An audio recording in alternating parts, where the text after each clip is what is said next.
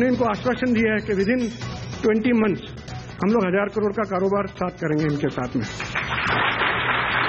Retail king Kishore Biyani और बाबा रामदेव ने मिलाया हाथ। फ्यूचर रिटेल के स्टोर में मिलेंगे पतंजलि के प्रोडक्ट। याद कीजिए, सीएनबीसी आवाज ने 2 दिन पहले ही आपको दी थी खबर।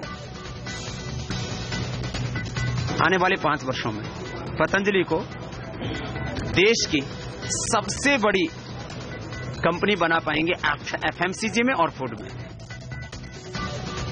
कल की गिरावट के बाद फिर संभला बाजार। निफ्टी पहुंचा 8,200 के करीब। सेंसेक्स में 200 पॉइंट से ज्यादा तेजी, लेकिन मिड कैप शेयरों की पिटाई। पूरे हफ्ते बाजार 3% से ज्यादा चढ़े।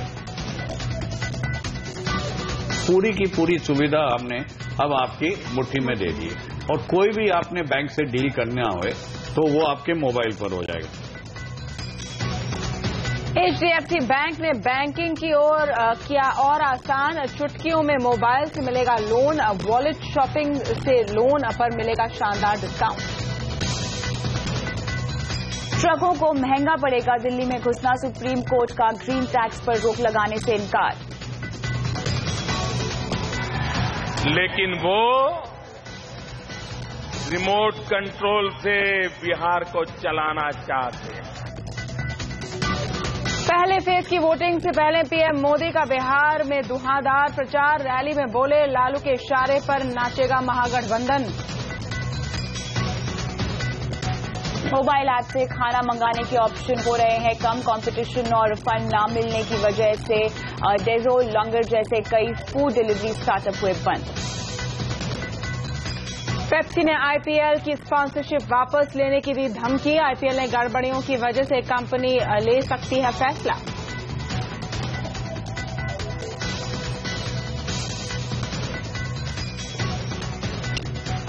नमस्कार, आप देख रहे हैं आवाज एट 9। मैं हूं तमन्ना इनामदार पक्का। नमस्कार, मैं हूं कविता थपलियाल। आगे बढ़ते हैं और डालते हैं नजर कुछ और बड़ी सुर्खियों पर।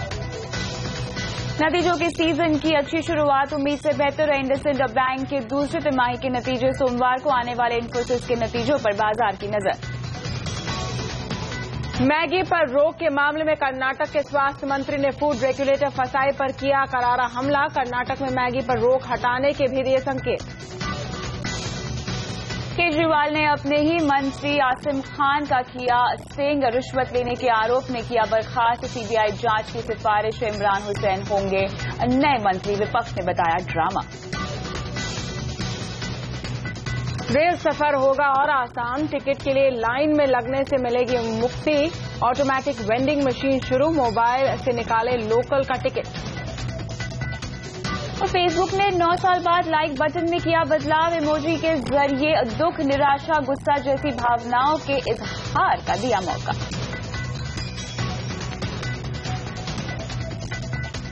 और सबसे पहले बात करेंगे बाबा रामदेव और किशोर बियानी के बड़े करार की।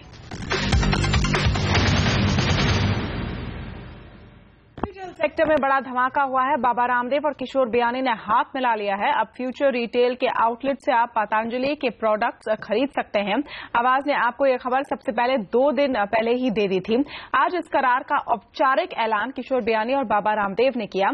किशोर बियानी ने कहा कि 20 महीने में 1000 करोड़ रुपए का कारोबार करेंगे और इस करार के तहत वॉलमार्ट, पीएनजी की तरह देश में क्रांति लाएंगे। वहीं बाबा रामदेव ने कम कीमत पर सस्ते प्रोडक्ट्स का दावा करते हुए एमएनसीज को चेतावनी दी।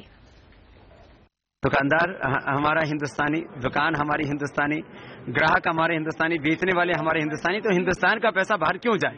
पतंजलि का टारगेट इस साल माने मार्च 2016 खत्म होते होते 5000 करोड़ से ऊपर जाने का है। अब इसमें मुझे पूरा विश्वास है कि करीब 500 से 1000 करोड़ के बीच में हो सकता है 1000 करोड़ भी हम लोग क्रॉस कर जाए। हम लोग आने वाले 5 वर्षों में पतंजलि को देश की सबसे बड़ी कंपनी बना पाएंगे एफएमसीजी में और फूड में। 40 से 50 करोड़ की मैं समझता हूँ मंथली सेल हम लोग शुरुआती दिनों में ले आएंगे। और ये जैसे जैसे उनके नए नए प्रोडक्ट्स लॉन्च होंगे, जैसे जैसे लोगों को पता चलेगा, सप्लाई चेन सेट होगी, हम 80-90 करोड़ तक पहुंच जाएंगे। उसके बाद देखते हैं और कितने प्रोडक्ट आते हैं और कैसे उनको बढ़ाया जा सकता है। और हमारी भी काफ़ी फैसिलिटीज चालू हो रही हैं और मैं समझता हूं कि उनको कैपेसिटी की जरूरत है क्योंकि उनकी डिमांड काफ़ी है। हम लोग सोच रहे हैं कि क्या साथ में किया जा सकता है वहाँ पे। और बाबा रामदेव और किशोर बियानी की डील पर और ज्यादा बातचीत के लिए हमारे साथ अब जुड़ रहे रिसर्च एनालिस्ट वरुण दुबे। वरुण, ये समझाएं कि इस डील से एफएमसीजी की दुनिया में आखिर कैसा बदलाव होगा, कैसी हलचल आएगी?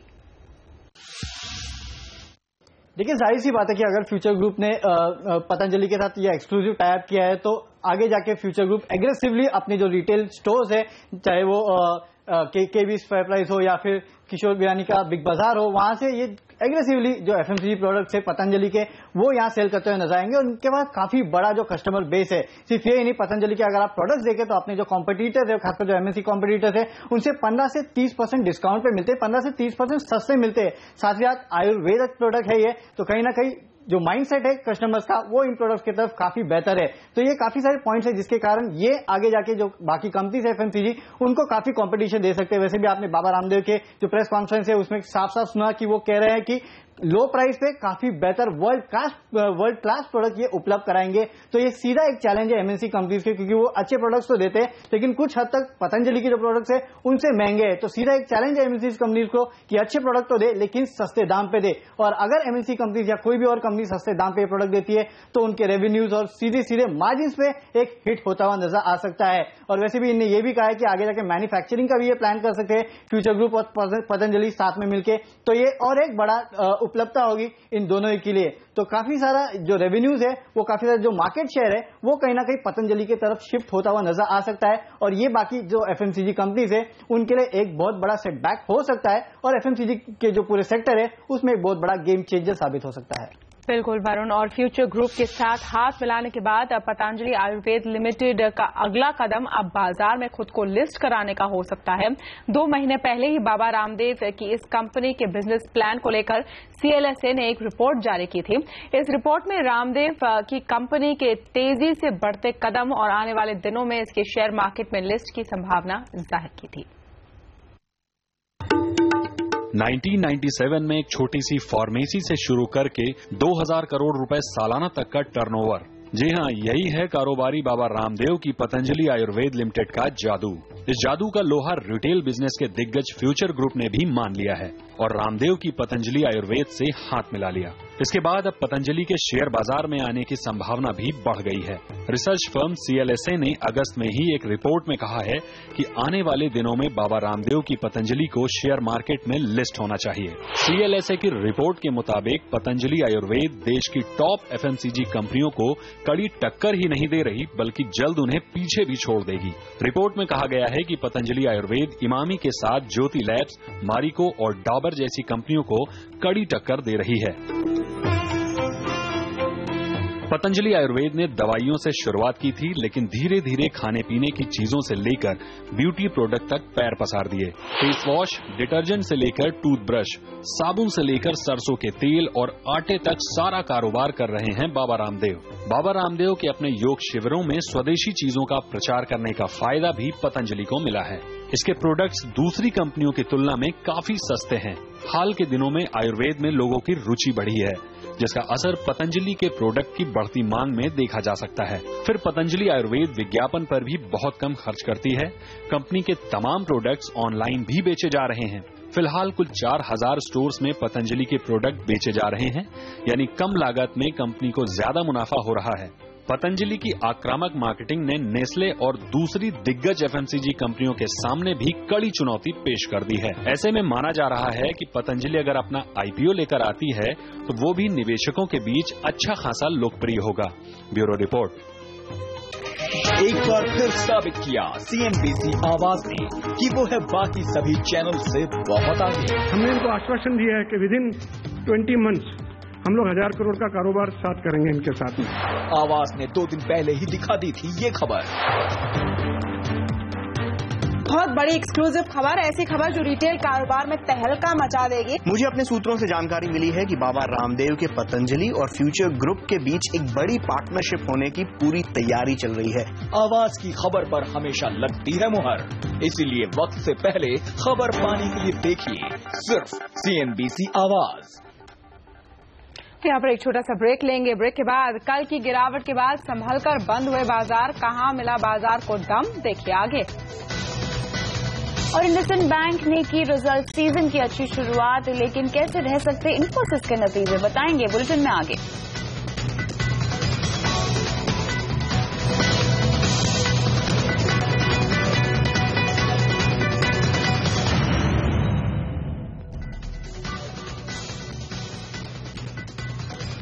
बात करते हैं शेयर बाजार की, जहां मजबूत शुरुआत के बाद आज बाजार ऊपरी स्तरों से फिसल गया। हालांकि बाजार चढ़कर बंद होने में आज कामयाब रहे हैं। सेंसेक्स 234 पॉइंट चढ़कर बंद हुआ है, वही निफ्टी भी 8,200 के करीब पहुंच गया। लेकिन मिड कैप शेयरों की आज हमने पिटाई होते हुए देखी है। बैंक निफ्टी में बढ़त देखने को मिली, आज मिड कैप शेयरों की भी पिटाई हुई है। हालांकि बैंक निफ्टी बढ़त के साथ बंद होने में कामयाब रहे हैं। मेटल शेयरों में आज शानदार तेजी देखने को मिली है। वेदांता में करीब 13% तक की तेजी आई। वहीं रिजल्ट सीजन शुरू होने से पहले आईटी सेक्टर भी चढ़े हैं और इस पूरे हफ्ते बाजार ने अच्छा परफॉर्म किया है और बाजार 3% से ज्यादा चढ़कर बंद हुए। और सिट्रस एडवाइजर्स के संजय सिन्हा के मुताबिक अभी बाजार में तेजी आने में वक्त है। कंपनियों के अच्छे नतीजों से पहले बाजार में उछाल आने की उम्मीद है। मेरा ऐसा मानना है कि बाजार की तेजी की शुरुआत अच्छे रिजल्ट्स आने के पहले होगी। अब तक के आप जितने अर्निंग्स एस्टीमेट देखिए, उन्होंने सेकेंड क्वार्टर की अर्निंग्स एस्टीमेट को बहुत अच्छा नंबर नहीं दिया है। हम ऐसा उम्मीद कर सकते हैं कि एक बेस्ट केस सिनेरियो ये हो सकता है कि थर्ड क्वार्टर से रिजल्ट अच्छे शुरू हो जाए। बेस्ट केस सिनेरियो होगा कि वो फोर्थ क्वार्टर से शुरू हो। तो मैं समझता हूं कि करीब जनवरी के आसपास के जो रिजल्ट्स अगर अच्छे आने शुरू होंगे तो दिसंबर के आसपास बाजार में तेजी होनी शुरू हो जानी चाहिए। इंडसइंड बैंक की दूसरी तिमाही के नतीजे आ गए हैं और नतीजे उम्मीद के मुताबिक रहे हैं। बैंक का मुनाफा 430 करोड़ से बढ़कर 560 करोड़ हो गया है, जबकि अनुमान 544 करोड़ का था। बैंक के ग्रॉस एनपीए में हल्की गिरावट आई है, जबकि नेट एनपीए में कोई बदलाव नहीं दिखा है। बैंक के नेट इंटरेस्ट मार्जिन में 3.4% से बढ़कर अब ये 3.88% तक की बढ़त दर्ज हुई है, जबकि एनआईआई 833 करोड़ से बढ़कर 1094 करोड़ तक पहुंच गई। और बाजार की नजरें अब सोमवार को आने वाले इन्फोसिस के नतीजों पर है। नतीजों से क्या उम्मीदें हैं, बताने के लिए हमारे रिसर्चर आशीष वर्मा जुड़े हैं। आशीष, क्या पहली तिमाही की तरह ही दूसरी तिमाही में नतीजे शानदार रह सकते हैं? बाजार तो ऐसा मान रहा है। ध्यान रखें, सबसे पहले तो ये नंबर्स सोमवार को बाजार खुलने से पहले मोस्ट लाइकली शायद आ जाएंगे। 9:15 बजे का टाइम दिया है कंपनी ने। आपने स्पेसिफिकली हाईलाइट करा Q1 बहुत स्ट्रांग था इस कंपनी के लिहाज से। डॉलर आय में पिछले 15 क्वार्टर्स में सबसे तगड़ी बढ़त थी। वॉल्यूम्स के लिहाज से पिछले 19 क्वार्टर्स में सबसे तगड़ा जंप था। ज्यादातर स्ट्रीट मान रही कि इस बार भी क्वार्टरली परफॉर्मेंस इस कंपनी का स्ट्रांग रहेगा, अपने पीयर्स के मुकाबले शायद बेहतर परफॉर्मेंस डिलीवर करे। हम एक्सपेक्ट कर रहे हैं, क्योंकि एक तो सीजनली स्ट्रांग क्वार्टर वैसे भी सितंबर क्वार्टर माना जाता है आईटी कंपनीज के लिहाज से। डॉलर आय में तिमाही दर तिमाही ऑलमोस्ट 4.5% के आसपास का उछाल होगा। हालांकि कांस्टेंट करेंसी, अगर करेंसीज में स्थिरता होती तो हम एक्सपेक्ट कर रहे हैं 4.25% के आसपास वो कांस्टेंट करेंसी ग्रोथ ये कंपनी डिलीवर करती। यानी कि क्रॉस करेंसी का जो दबाव है, यानी कि डॉलर जो एप्रिशिएट हुआ है बाकी करेंसीज के मुकाबले, एक्सपेक्टेड है कि इस क्वार्टर में 0.5% के आसपास वो प्रेशर आपको टॉप लाइन में देखने को मिलेगा। लेकिन ध्यान रखें, अगर एक कांस्टेंट करेंसी का नंबर 4% से नीचे आया तो शायद स्ट्रीट डिसअपॉइंट होगी। हालांकि रुपए में कमजोरी आई थी इस दौरान बीते क्वार्टर में, तो इसलिए मार्जिन्स को कुछ हद तक उस रुपए की कमजोरी का फायदा मिलेगा। तो मार्जिन्स हम एक्सपेक्ट कर रहे हैं 100 बेसिस पॉइंट से करीब 1% इंप्रूव होंगे। तिमाही दर तिमाही मुनाफे में 7% के आसपास का उछाल देखने को मिलेगा। जहां तक गाइडेंस की बात है, जो बीते क्वार्टर में कंपनी ने कहा था कि कांस्टेंट करेंसी में 10 से 12% या डॉलर आय में 7.2 से 9.2% के आसपास की पूरे साल में ग्रोथ होगी, उसमें शायद ये कंपनी इस बार कोई बदलाव ना करे। लेकिन Q1 में जो बहुत स्ट्रांग परफॉर्मेंस आया था, उसके बाद ध्यान रखें स्टॉक ऑलरेडी 14% 15% के आसपास का तब से लेकर अब तक उछाल दे चुका है। तो बाजार की खास तौर पर नजर रहेगी जिस Q1 के परफॉर्मेंस की आपने बात करी, वो कितना सस्टेनेबल वो परफॉर्मेंस रहता है। इस Q2 में क्या वो रिपीट कर पाते हैं, परफॉर्मेंस से बेहतर डिलीवरी कर पाते हैं। बिल्कुल, ये देखना होगा आशीष। शुक्रिया इस पूरे एनालिसिस के लिए।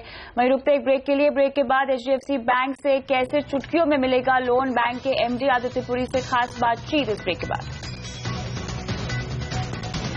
मैगी पर रोक के मामले में कर्नाटक के स्वास्थ्य मंत्री ने फसाई पर किया करारा हमला।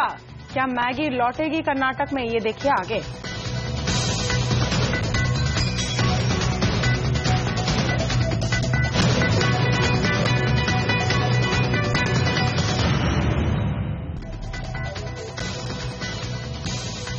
HDFC बैंक ने ग्राहकों की सहूलियत के लिए नई सुविधा शुरू की है। लोन लेने से लेकर शॉपिंग करना तक अब बैंक ने आसान बना दिया है। इस पूरे कैंपेन के बारे में CNBC आवाज से खुद बातचीत की HDFC बैंक के MD आदित्य पुरी ने। अब दो बैंक हैं हमारे, एक फिजिकल बैंक है, एक डिजिटल बैंक है। अब डिजिटल बैंक में हमने नेटवर्क का बेनिफिट लेके क्या किया है, जैसे अब लोन है, अब हम लोन 10 सेकंड में देते हैं। आप लॉग इन करिए और 10 सेकंड में आपके अकाउंट में क्रेडिट हो जाएगा। This is to an existing customer. अगर आप हमारे कस्टमर नहीं है तो आप आइए और अगर आप डॉक्यूमेंट दे देते हैं तो 30 मिनट में आपको लोन मिल जाएगा, पर्सनल लोन होए या कार लोन होए या लोन अगेंस्ट। तो ये तो सुविधा होगी। अब दूसरी सुविधा ये है कि भले आप हमको अप्लाई फोन पर करें या आईपैड पर करें या डेस्कटॉप पर करें या हमारे ब्रांच में आ जाएं, आपको सर्विस लेवल वही मिलेगी। दूसरी चीज हमने क्या देखी कि लोग जब वो ई-कॉमर्स साइट में शॉप करने जाते हैं तो उनको फिक्र रहता है कि भाई हमारे क्रेडिट कार्ड डिटेल सबको दे रहे हैं, और राइट फिक्र है ये, क्रेडिट कार्ड डिटेल दे रहे हैं कि कहीं फ्रॉड ना हो जाए, और हर बारी पूरे डिटेल्स देने पड़ते हैं। तो हमने कहा हम प्रीपेड, हम एक वॉलेट लॉन्च कर देते हैं। Since we are a bank, prepaid की जरूरत नहीं है। It can reflect your debit, credit और अकाउंट, जिसमें 2 फैक्टर ऑथेंटिकेशन, मतलब आप बिल्कुल सेफ हैं और हर बारी पूरी डिटेल्स नहीं लॉन्च करनी पड़ेंगी। फिर हमने देखा कि सारे मर्चेंट भी हमारे साथ डील कर रहे हैं, तो हमने एक अपना शॉपिंग पोर्टल बनाया है जो बैंक का ही है, स्मार्ट बाय करके। उसमें हमने उनको बोला भाई हम कस्टमर लेके आ रहे हैं पर हम आपसे डिस्ट्रीब्यूशन कमीशन नहीं चार्ज करेंगे, आप हमारे कस्टमर को ही वो डिस्काउंट दे दो। तो आप वॉलेट से अगर यहाँ बाई करें, जैसे अगर आप लैपटॉप अगर फिजिकल में जाएं तो वो 44,000 का है, अगर आप हमारे स्मार्ट बाई में खरीदें वो 28,000 का पड़ जाता है। तो शॉपिंग भी कन्वीनियंट होगी। घर बैठे कितने बुजुर्ग जाके लाइन में खड़े हो, अपना वो टेलीफोन का बिल देना है, अपना इलेक्ट्रिसिटी का बिल देना है, वो टीवी, वो उसका क्या कहते हैं टाटा स्काई का बिल देना है, या वो अपना हैथवे का बिल देना है, ये सब अब फोन पर ही हो जाता है। लोन भी हो गया, ये पेमेंट भी हो गया। आपको अगर ट्रैवल करना है, ट्रैवल टिकट चाहिए, बेस्ट रेट किसको मिलेगा, ये भी आपको फोन पर या घर बैठे नेट पर या ब्रांच में पूछ लीजिए, मिल जाता है। आपको अगर होटल अकोमोडेशन कहाँ है, आपको ग्रोसरी कहाँ से चीपर मिलती है, आपको कपड़े कहाँ से चीपर मिलेंगे, तो पूरी की पूरी सुविधा हमने अब आपकी मुट्ठी में दे दी है। और कोई भी आपने बैंक से डील करना हो तो वो आपके मोबाइल पर हो जाएगा। तो ये है हमारा बैंक मुट्ठी में, और हम आपको काम करके देंगे चुटकी में एट द राइट प्राइस। इसको ऐसा ब्रांड कैंपेन लॉन्च करने की क्या जरूरत पड़ी? क्योंकि 2 बैंक भी आ चुके हैं, काफी सारे स्मॉल एंड पेमेंट बैंक भी आ रहे हैं, तो क्या इस वजह से बैंक को सोचा कि कौन से बैंक है डिजिटल बैंक, कौन सा बैंक है आपको जो 10 सेकंड में लोन दे रहा है, कौन सा बैंक है जो आपको शॉपिंग में डिस्काउंट दिला रहा है, कौन सा बैंक है जो 1 क्लिक में वॉलेट और शॉपिंग लिंक की हुई है, कौन सा बैंक है जो रिमोट आपको एडवाइस दे रहा है कि भाई आपका पोर्टफोलियो कैसा होना चाहिए, कौन सा बैंक है जो फोन टू फोन में पेमेंट कर रहा है। तो बात तो बहुत है, और तो इस तरह से आप डिफरेंशिएटेड और हम ये बिजनेस में 15 साल से हैं। इंफ्रास्ट्रक्चर में विदेशी निवेश को बढ़ावा देने के लिए वित्त मंत्री अगले महीने यूएई और कतर जाने वाले हैं। CNBC आवाज को मिली एक्सक्लूसिव जानकारी के मुताबिक इंफ्रास्ट्रक्चर इन्वेस्टमेंट फंड के लिए यूएई के कई इन्वेस्टर्स के साथ करार किए जा सकते हैं। आइए इस खबर पर और जानकारी के लिए जुड़ते हैं अपने ब्यूरो चीफ लक्ष्मण रॉय से। ये समझाएं लक्ष्मण कि इस वित्त मंत्री जी की इस यात्रा को लेकर क्या डिटेल्स है आपके पास और क्या कार्यक्रम है अरब देशों में उनका? देखिए, दरअसल जब से सरकार ने नेशनल इंफ्रास्ट्रक्चर और इन्वेस्टमेंट ट्रस्ट का गठन किया है, उसके बाद से लगातार सरकार की कोशिश चल रही है कि इस फंड में कैसे ज्यादा से ज्यादा पैसे लाया जाए इंफ्रास्ट्रक्चर सेक्टर को बढ़ावा देने के लिए। इसी कोशिश के तहत अगले महीने वित्त मंत्री अरुण जेटली वित्त मंत्रालय के कई वरिष्ठ अधिकारियों के साथ यूएई और कतर का दौरा करेंगे। यहाँ पे 16 और 17 नवंबर यानी 2 दिन का दौरा होगा, और इसके दौरान खासतौर से पहले से जो बातचीत चल रही है ताकि इस दौरे के दौरान उनके कई सारे जो फंड मैनेजर हैं, जो इन्वेस्टर्स हैं वहां के, उनके साथ करार किए जा सके नेशनल इंफ्रास्ट्रक्चर इन्वेस्टमेंट ट्रस्ट में पैसा लगाने के लिए। जो उनका शेड्यूल है उसके मुताबिक 16 नवंबर को वह अरब इंडिया इकोनॉमिक फोरम को संबोधित करेंगे। उसके बाद 16 नवंबर को ही आबू धाबी इन्वेस्टमेंट अथॉरिटी से उनकी मुलाकात होनी है, और 17 नवंबर को कतर इन्वेस्टमेंट अथॉरिटी के साथ इनकी बैठक होगी। और इन तमाम बैठक और मुलाकातों का जो सिलसिला चलेगा उसका एकमात्र मकसद होगा कि नेशनल इंफ्रास्ट्रक्चर इन्वेस्टमेंट ट्रस्ट में कैसे ज्यादा से ज्यादा विदेशी निवेश लाया जा सके ताकि यहाँ के इंफ्रा प्रोजेक्ट को आसानी से कर्ज मुहैया कराया जा सके। जी लक्ष्मण, शुक्रिया सारे डिटेल्स के लिए। और आगे बढ़ते हुए रामेन और यिप्पी नूडल्स की ओर से कड़ी टक्कर और विवादों का सामना कर रही मैगी के लिए कर्नाटक से राहत की खबर आई है। कर्नाटक सरकार मैगी से बैन हटा सकती है। राज्य के स्वास्थ्य मंत्री ने संकेत दिए हैं कि राज्य सरकार बैन के फैसले पर फिर से विचार कर रही है। उन्होंने इस मामले में फसाई की ओर से स्थिति साफ न करने पर नाराजगी जताई है। Continuously we are asking the Food Safety Standard Authority in Delhi, give the clarity concerning the MSG. There is no response at all. See, we don't support, I don't know what is noodle, Maggi, and no, we don't support, I don't recommend that you go and eat. But when the government takes a stand on banning things and banning concerned issues, we should have clarity and scientific report. Auto sector की हालत में कुछ खास सुधार नहीं दिख रहा है। सितंबर में बिक्री के आंकड़े फ्लैट ही रहे। हालांकि रोड कंस्ट्रक्शन में सुधार के कारण कमर्शियल व्हीकल की बिक्री में अच्छी बढ़त देखने को मिली है, लेकिन कमजोर मॉनसून का असर टू व्हीलर्स की बिक्री पर साफ दिखा है। ऑटो कंपनियों की नजर अब फेस्टिव सीजन पर है। सियाम के प्रेसिडेंट विनोद दसारी का कहना है कि फेस्टिव सीजन में ऑटो डिमांड बढ़ने की पूरी उम्मीद है। टू व्हीलर्स ओवरऑल तो फ्लैट रहा है, उसमें भी आप देखिए मोटरसाइकिल 5% कम हुआ है, लेकिन स्कूटर 10% बढ़ गया है। सो ये ओवरऑल ऑटो इंडस्ट्री फ्लैट रही है, लेकिन जैसे आपने बोला पैसेंजर कार 6% बढ़ा, हैवी कमर्शियल व्हीकल 35% बढ़ा, लाइट कमर्शियल व्हीकल 10% कम हो गया। तो ये आगे पीछे हुआ है, लेकिन अभी जो फेस्टिव सीजन आने वाला है उसमें तो जो पर्सनल कंजम्पशन की व्हीकल्स हैं जैसे पैसेंजर कार या टू व्हीलर, उसमें और भी बढ़त होने की चांस है। और क्यों बंद हो रहे हैं फूड स्टार्टअप्स, बताएंगे आपको इस छोटे से ब्रेक के बाद।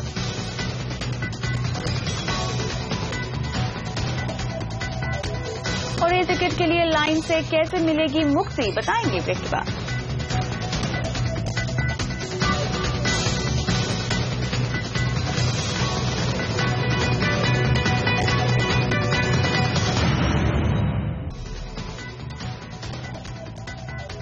अगर खाने पीने के लिए आप अपने मोबाइल ऐप पर ज्यादा निर्भर हो गए हैं तो आपके लिए ये जानना जरूरी है कि आपके ऑप्शंस अब कम हो रहे हैं। बंगलुरु की डेजो, दिल्ली की लंगर और चेन्नई की ऑर्डर स्नैक ने अपना बिजनेस बंद कर दिया है। वजह है पैसे की कमी। क्या ये भारतीय स्टार्टअप के लिए एक खतरे की घंटी है? देखिए हर्षदा सावंत की ये खास रिपोर्ट।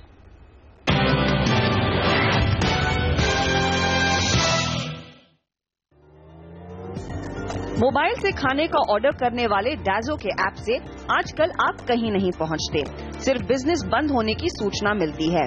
बंगलुरु की स्टार्टअप डैजो को 1 साल में कारोबार बंद करना पड़ा और डैजो उन कंपनियों में से एक है जिसे दिग्गज निवेशक जैसे गूगल इंडिया के chief Rajan Anandan, taxi for show के को फाउंडर अप्रमेय राधाकृष्णन और फ्री चार्ज के पूर्व चीफ एग्जीक्यूटिव ऑफिसर आलोक गोयल ने फंड किया था। डैजो ही नहीं, पिछले 8 महीनों में ऐसी कई कंपनियों को अपने कारोबार पर ताला लगाना पड़ा या फिर अपने ऑपरेशंस को स्केल डाउन करना पड़ा है। इनमें दिल्ली की ऑनलाइन प्लेटफॉर्म लंगर और चेन्नई की ऑर्डर स्नैक शामिल है। मई में $10 लाख जुटाने वाली स्पून जॉय दिल्ली में अपने ऑपरेशंस बंद कर चुकी है और अब उसकी सर्विस सिर्फ बेंगलुरु तक सीमित है। जानकार मानते हैं इसकी वजह है एक ही बिजनेस मॉडल पर काम कर रहे स्टार्टअप्स की भीड़। एक या दो ही लोग एक बिजनेस मॉडल में आगे जा सकते हैं, तो इस समय पर एक बिजनेस मॉडल में अगर 20 लोग हैं तो इट्स बेटर दैट 8 लोग अपना कुछ और काम कर लें instead of fighting the same battle. Startup analytics firm traction के मुताबिक इस साल 31 फूड टेक कंपनियों को $16 करोड़ की फंडिंग मिली, जहां पिछले साल ये आंकड़ा $6.5 करोड़ का था। लेकिन दिलचस्प बात यह है कि इस साल जो भी पैसा मिला है उसका बड़ा हिस्सा इस क्षेत्र के दिग्गज खिलाड़ी जोमैटो के हाथ गया है। माहौल ये है कि वेंचर फंड सिर्फ बड़े और मंजे हुए खिलाड़ियों को फंड करने के लिए तैयार हैं, लेकिन छोटी कंपनियों को अर्ली स्टेज और सीरीज ए के आगे फंड नहीं कर रहे हैं।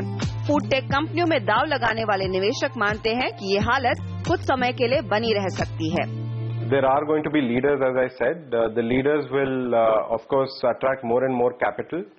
Then the smaller players will have to differentiate themselves from the leaders to come up with something big. Overall, as entrepreneurs, these guys have shown tremendous capability to achieve a lot with very little money that they had raised, and I think that learning will always be useful for them in the future. Bharat का online food service market तकरीबन 5,000 crore dollar का है और सालाना 16 से 20% की रफ्तार से बढ़ रहा है। हालांकि आने वाले दिनों में फंडिंग में कमी होने से रफ्तार धीमी पड़ सकती है। ऐसे में इस क्षेत्र में काम कर रहे एंटरप्रेन्योर्स के लिए फंड की हिदायत है कि वो पैसा ना लौटाएं और अपने बिजनेस मॉडल में कुछ अलग और एक्सक्लूसिव लाएं। हर्षदा सावंत, मुंबई। और पेटीएम ने दी मोबाइल स्टोर के साथ मिलकर 2 घंटे में मोबाइल डिलीवरी सेवा लॉन्च करने का दावा। ऑफलाइन खरीदारी ऑनलाइन खरीदारी करने में जो वक्त लगता है उसके कम करने के मकसद से ये जॉइंट सर्विस शुरू की गई है। ये पहले FED यानी फास्ट एक्सपोर्ट डिलीवरी के नाम से जानी जाएगी। इसके तहत ग्राहक पेटीएम के जरिए अपनी पसंद का मोबाइल खरीद कर ऑर्डर दे सकते हैं और मोबाइल स्टोर इसे ग्राहक तक पहुंचाएगा। इसके साथ ही ग्राहक को एक्सपर्ट राय भी डिवाइस पर तुरंत मिल सकती है। अब तक आपने ऑनलाइन सामान बेचने वाली कंपनियों की खूब शिकायतें सुनी होंगी, लेकिन हैदराबाद के एक शख्स ने फ्लिपकार्ट और अमेजॉन को 50 लाख रुपए का चूना लगाया है। पुलिस ने इस मामले में वीरा रेड्डी नाम के शख्स को गिरफ्तार किया है। रेड्डी प्रोडक्ट को खराब बताकर फर्जीवाड़ा करता था और ये पहले प्रोडक्ट मांगता था और कुछ दिनों बाद ओरिजिनल पैकेजिंग में पुराना सामान डालकर वापस कर देता था और कंपनी से रिफंड ले लिया करता था। ये अलग अलग नाम से प्रोडक्ट का ऑर्डर दिया करता था। इस शख्स के पास से 120 फर्जी सिम कार्ड बरामद किए गए हैं। पीएम नरेंद्र मोदी की डिजिटल इंडिया की मुहिम को आगे बढ़ाते हुए रेल मंत्री सुरेश प्रभु ने एक मोबाइल ऐप लॉन्च किया है। इस ऐप से लोगों को टिकटों की लंबी लाइनों से तो छुटकारा मिलेगा ही, साथ में रेलवे का कामकाज पेपरलेस बनाने में भी मदद मिलेगी। आज दिल्ली में रेल मंत्री सुरेश प्रभु के हाथों से लॉन्च हुए UTS नाम के इस ऐप की मदद से दिल्ली और मुंबई में लोकल ट्रेन और प्लेटफॉर्म टिकट मोबाइल पर बुक किए जा सकेंगे। मंथली पास, क्वार्टरली पास, प्लेटफॉर्म टिकट, ये सभी चीजें आपको अभी पेपरलेस फॉर्म में आपके मोबाइल पे मिल जाएगी। यदि आप कैश लेकर या आपका क्रेडिट कार्ड का इस्तेमाल करके टिकट लेना चाहते हैं तो आपको प्लेटफॉर्म के ऊपर ही ऑटोमेटिक वेंडिंग मशीन होगी जहां पे उसका इस्तेमाल करके भी आप कर सकते हैं। और रेलवे ने मुंबईकरों के ट्रेन सफर को आसान बना दिया है। रेल मंत्रालय ने करेंसी ऑपरेटेड मशीन लॉन्च कर दी है, यानी अब आप इस मशीन में पैसे डालेंगे और चंद सेकंड में आपके हाथ में टिकट आ जाएगा। और क्या खूबियां हैं इस मशीन में, बता रहे हमारे सहयोगी रौनक कुकड़े। सर, आपसे जानना चाहेंगे कि किस तरह ये मशीन काम करती है और कितना आसान अब लोगों के लिए टिकट निकालना हो जाएगा। ये जो कैश कम कॉइन ऑपरेटेड मशीन है, ये बहुत ही आसानी से हम लोग इस पर काम कर सकते हैं। जैसे कि आप देख सकते हैं, इसमें अंग्रेजी, हिंदी, मराठी 3 लैंग्वेजेस के ऑप्शंस उपलब्ध है। और इसका मैं एक छोटा सा डेमो आपको देना चाहूँगा। आपको ये नक्शा दिखाई देगा। इसके बाद आपको आपका जोन चूज करना है। जैसे मान लो आपका स्टेशन घाटकोपर है, तो ये आपका जोन हो गया। इसे अगर आप टच करते हो तो आपका ये जोन खुल गया। इसमें ये स्टेशन के नाम आ रहे हैं, तो आप इसमें घाटकोपर स्टेशन आपने चूज कर लिया। तो घाटकोपर स्टेशन में आपको अगर एक आदमी जाना चाह रहा है, एक एडल्ट जा रहा है, और चाइल्ड में आपका अगर कोई नहीं जा रहा है और आप सेकंड क्लास से जाना चाह रहे हैं, फिर आपने जर्नी कितने सिंगल जर्नी, रिटर्न जर्नी का ऑप्शन है, सिंगल जर्नी आपने चूज किया। उसके बाद आपको चूज करना है कैश डाल रहे, कॉइन डाल रहे हो या स्मार्ट कार्ड से कर रहे हो, तो आपने चूज किया कैश। उसके बाद आएगा ऑप्शन मेक पेमेंट। तो जब आप मेक पेमेंट को प्रेस करोगे, उसके बाद आपको 60 सेकंड्स मिलते हैं आपका नोट डालने के लिए। और ये ग्रीन हो जाता है। और उसके बाद जो है आपको आपका जो नोट है इंसर्ट करना है उसके अंदर। ये आपने नोट इंसर्ट कर लिया। उसके बाद प्रोसीड अगर आप दबाओगे, उसके बाद प्रिंट ऑप्शन है, इसको आपको दबाना है। जैसे आप देख सकते हैं, इस तरह से आपने ये टिकट आप देख सकते हैं कि बड़ी आसानी से यहाँ पर लोगों की सुविधा देने के लिए ये नई करेंसी ऑपरेटेड मशीन जो है वो बनाई गई है। लेकिन इसमें लोगों को कुछ और बातें जो है टिकट निकालने के पहले ध्यान रखनी होगी। वो क्या बातें ये जानने की कोशिश करेंगे। तो यहाँ पे लिखा हुआ है कि जो कॉइन रहेंगे वो किस तरह के कॉइन होने चाहिए, उसके लिए अगर आप लोगों को, दर्शकों को बता सकें। इसमें हम लोग 1 रुपये और 2 रुपये के कॉइन का इस्तेमाल नहीं कर सकते हैं। सिक्के अगर इस्तेमाल करने हैं तो 5 रुपये का सिक्का या 10 रुपये का सिक्के का ही इस्तेमाल हो सकता है। और नोट जहां तक है वहां ये यहाँ पे हमने लिखा हुआ है कि हम लोग कौन से नोट का इस्तेमाल कर सकते हैं और किस तरह से। लंबी दूरी की यात्रा तय करते हैं, एक्सप्रेस ट्रेन में जो सफर करते हैं, क्या वो लोग भी इस मशीन का फायदा लेकर टिकट निकाल सकेंगे? हाँ, ले सकते हैं। ये यूटीएस प्रणाली से निगडित है। यूटीएस मतलब अनरिजर्व टिकटिंग सिस्टम के तहत है ये। तो हमारे जो भी लंबी दूरी की जो पैसेंजर ट्रेन की टिकटें होते हैं वो भी इससे निकल सकते हैं। और केजरीवाल ने अपने ही मंत्री आसिम खान का किया स्टिंग, रिश्वत लेने के आरोप में किया बर्खास्त, वो भी टीवी पर लाइव। देखिए पूरी खबर इस ब्रेक के बाद।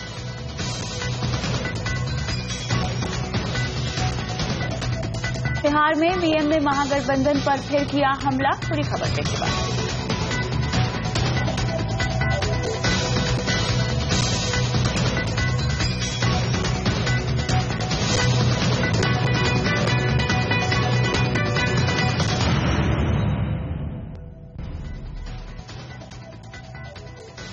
दिल्ली के मुख्यमंत्री अरविंद केजरीवाल ने खाद्य आपूर्ति मंत्री आसिम अहमद खान को पद से हटा दिया। आसिम अहमद खान पर एक बिल्डर ने 6 लाख रुपए घूस देने का आरोप लगाया है।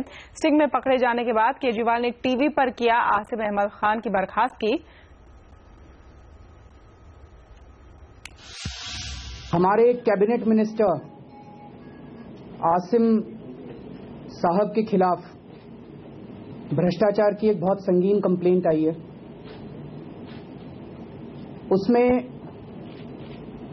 शिकायतकर्ता ने लिखित में काफी लंबी शिकायत की है और 1 घंटे का ऑडियो क्लिप भेजा है कंप्लेंट, और उसके बेसिस पे हम लोगों ने उसको एसेस किया और 24 घंटे के अंदर, कल कंप्लेंट आई थी, रात भर बैठ के हम लोगों ने इसका असेसमेंट किया है और आज हम निर्णय ले रहे हैं कि हम उनको मंत्री पद से हटा रहे हैं।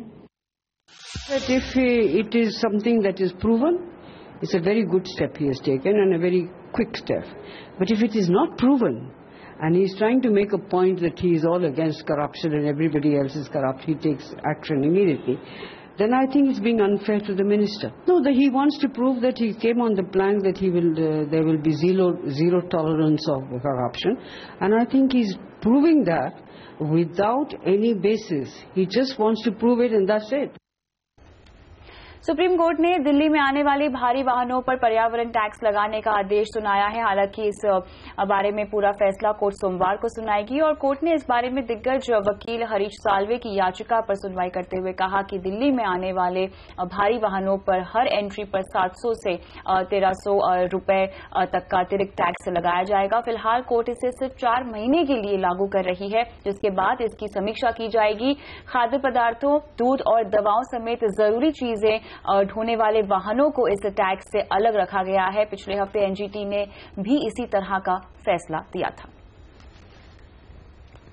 और बिहार चुनाव में पहले फेज की वोटिंग से पहले प्रधानमंत्री नरेंद्र मोदी ने आज महागठबंधन पर जमकर हमला बोला। सासाराम की रैली में पीएम मोदी ने गठबंधन को स्वार्थ बंधन का नाम दिया है। पीएम ने कहा कि सिर्फ स्वार्थ के लिए महागठबंधन के साथ ही एक हुए हैं। उन्होंने ये भी कहा कि अगर महागठबंधन जीता तो लालू के हाथ में होगा रिमोट कंट्रोल। ये महास्वार्थ बंधन इन्होंने बिहार में 60 साल तक राज किया है मेरे भाइयों बहनों। 35 साल तक कांग्रेस पार्टी ने राज किया और 25 साल तक ये बड़े भाई और छोटे भाई ने राज किया।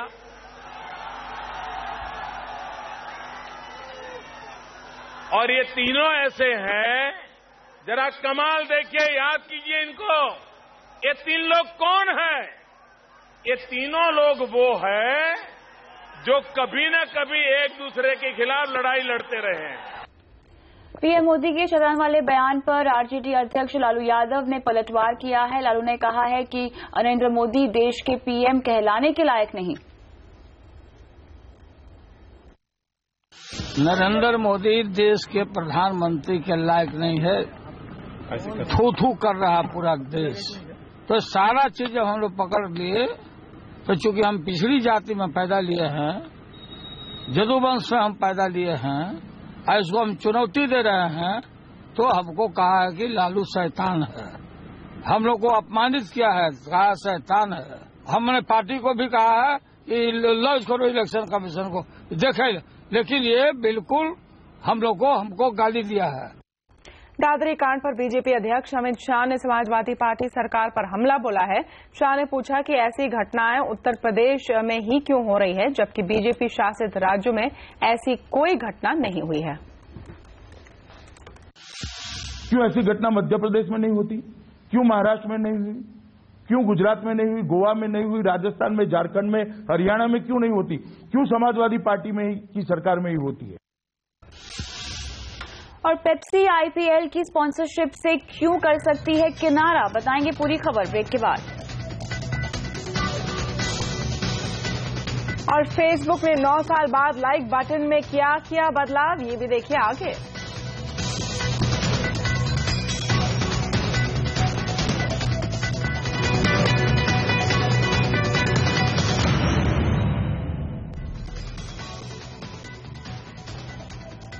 आईपीएल का टाइटल स्पॉन्सर पेप्सी टूर्नामेंट से अपने हाथ खींच रहा है। पेप्सी ने बीसीसीआई को खत लिखकर ब्रांड आईपीएल को लेकर अपनी चिंता जताई है। क्या है पेप्सी की चिंता और क्या कहना है आईपीएल का इस पूरे मुद्दे पर, बता रही है शिवानी खरत।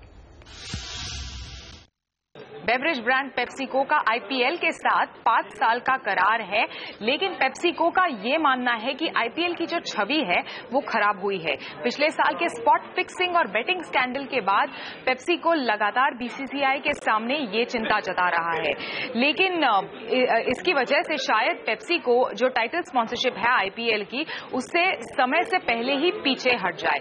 लेकिन बीसीसीआई आईपीएल के चेयरमैन जो है राजीव शुक्ला, वो इस बात को लेकर ज्यादा चिंतित नहीं है। उनका ये कहना है कि बीसीसीआई और पेप्सी आमने सामने बैठकर पूरा मामला सुलझाएंगे और उस पर बात भी करेंगे।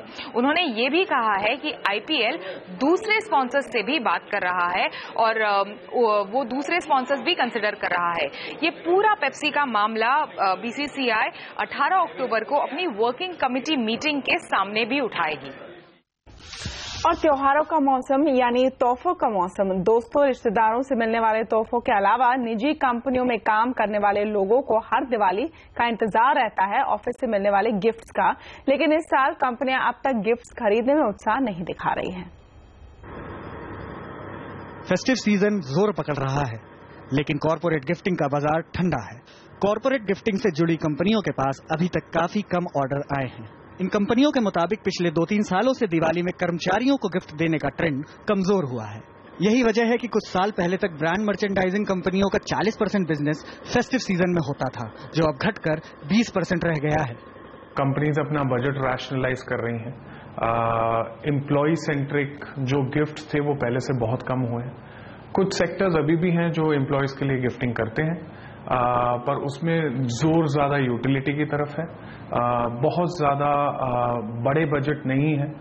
हालांकि ब्रांड मर्चेंडाइजिंग कंपनियों के मुताबिक कॉर्पोरेट सेक्टर अब भी गिफ्ट्स पर खर्च कर रहा है, लेकिन कर्मचारियों के लिए नहीं, अपने ब्रांड प्रमोशन के लिए। दिवाली के बजाय कंपनियां अपने फाउंडेशन डे या नए प्रोडक्ट लॉन्च जैसे मौकों पर अब ज्यादा गिफ्ट बांटती हैं। फेस्टिवल गिफ्टिंग के लिए उन्होंने अपना बजट कम कर दिया है। जब कंपनीज अपने बजट बनाती हैं पूरे एनुअली, तो ये नहीं बोलती हैं कि हमें दिवाली गिफ्टिंग करनी है, वो कहती हैं कि हमें मार्केटिंग के लिए गिफ्टिंग करनी है। इसका मतलब उनके क्वार्टरली एक्टिविटीज के लिए वो गिफ्टिंग करती हैं। लोगों ने अपना टाइट कर दिया बजट, तो एक्सपेंसिव चीजें नहीं देंगे। अब आईपैड और आईफोन देने के बजाय वो कहेंगे अच्छा ठीक है भैया, मैं एक यूटिलिटी की डायरेक्ट चीज दे देता हूँ, मिक्सी दे देता हूँ, एक जैसे मैंने कहा आयरन दे देता हूँ। यही वजह है कि ब्रांड मर्चेंडाइजिंग कंपनियों को इस साल गिफ्ट्स के लिए अधिकतर ऑर्डर्स 200 से 2000 रुपए के बीच के मिले हैं। लग्जरी और प्रीमियम गिफ्ट्स के ऑर्डर इस बार काफी कम हैं। जाहिर है कि कॉर्पोरेट गिफ्टिंग का सिर्फ ट्रेंड ही नहीं बदला है, बल्कि गिफ्ट्स के टाइप भी बदले हैं। रोहन सिंह, दिल्ली। दुनिया की सबसे बड़ी सोशल नेटवर्किंग साइट फेसबुक ने 9 सालों के बाद अपने लाइक फीचर में बदलाव किया है। क्या है ये बदलाव, आइए देखें।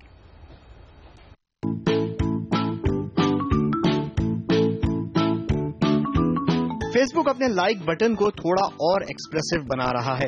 अब आप अपने फेसबुक की वॉल पर पोस्ट पर लाइक और शेयर के अलावा भी और भी कई तरीकों से रिएक्ट कर सकते हैं।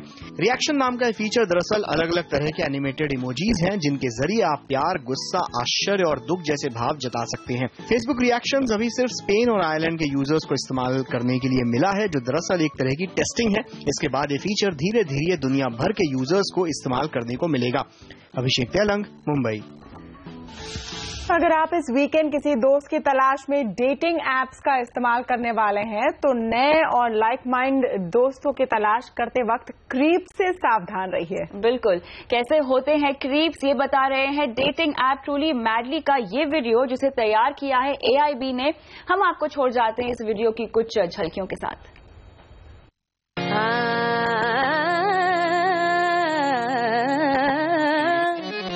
उस्ताद ज़करबर्ग ने जब किया फेसबुक का invention, there was one thing he forgot to mention, कि हर इनबॉक्स में एक नहीं दो फोल्डर होंगे, एक में होंगे फ्रेंड्स के मैसेज और अदर फोल्डर में क्रीप्स होंगे। बोला मैंने पहला message, it was a revelation, Haider you look नजियारेट एक्सक्लेमेशन, अरे नादान बालक, who the hell are you?